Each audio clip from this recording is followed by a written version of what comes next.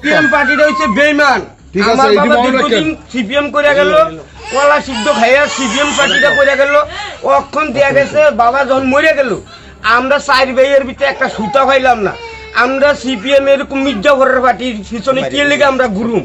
তইলে আমরা হিসাব হইছে বিজেপি আওয়ার পরে আমি একটা সরকারি কাজ পাইলাম, একটা লেফটিন পাইছি, এখন আবার ঘরটা ফামু সাপ্লাই দিছে, ভালো কাজ করছে। আমি কমু যে আমার পিছনে যেমনি দাঁড়াইছে বিজেপি সরকার, এরকম করে যদি অসহায়ের পিছনে দাঁড়ায় বিজেপি ছাইয়া বুট নেওয়া লাগতো না, জাগাত বইয়ে থাকলে বুঝ যাবো গা, বুঝছেন? দূর করে বুট নেওয়া লাগতো না, কোনো কিছু কইয়া বুট নেওয়া লাগতো না। যে একটা কাজ করতেছে কাজের মাধ্যমে তারা পড়বে।